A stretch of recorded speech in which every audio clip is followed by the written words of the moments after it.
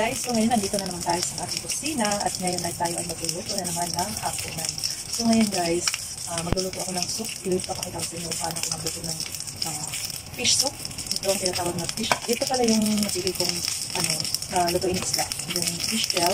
So ayan, nabibili lang po ito sa palengke ng $20. Merong more than 20, 25, 30. Depende po kung gaano kalaki yung gusto. So ayan, kasi hindi ko naman ipapakita sa inyo dahil sobrang akong busy. Ayan.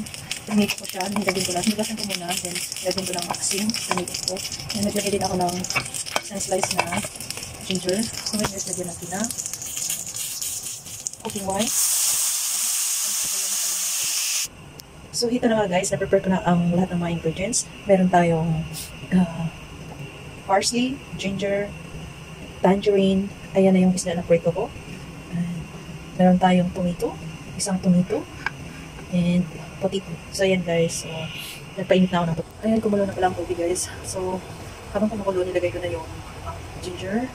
Nagdagay din ako ng ginger. Para mas maganda yung natin guys, hindi siya malansa yung isda. Pag tayo ay nagsok ng isda, kailangan mas marami ng ginger guys. So ayan, nilagay na natin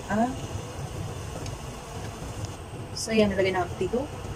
Ayan na ang isda guys. Next, tomato. Kalahati ng ginger na flavor natin. So ayan.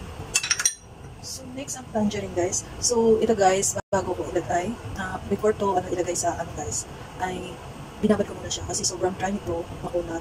Pagkatapos, tinanggalan ko yung ito, yung sa ilalim nito, yung parang laman-laman ba. Kasi masyado siya. Kapag hindi natin tinanggal guys, nilagay lang natin diretso sa tubig, ito ay mapait siya. Kaya tanggalan talaga. So, ayan. So, ayan, nilagay na natin ang lahat ng mga ingredients, except sa parsley. Mamaya yung parsley pag naluto na siya guys. Simmer lang natin siya ng 10 minutes or 15 minutes. Saglit.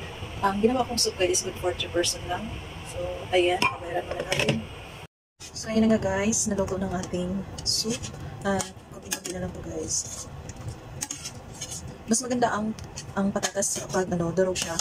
Mas malinamnam kasi. Parang mas malapot siya. Ayan. Dinuro ko yung patatas guys. Tapos lagyan natin siya ng asin. Ito lang yung asin na ilagay ko guys. Ano lang siya. 1 teaspoon lang talaga. Hindi kasi sila talaga dito mahilig maglagay ng asin. Pag soup parang lang talaga. Parang walang lasa. Yan lang. Malapot na siya.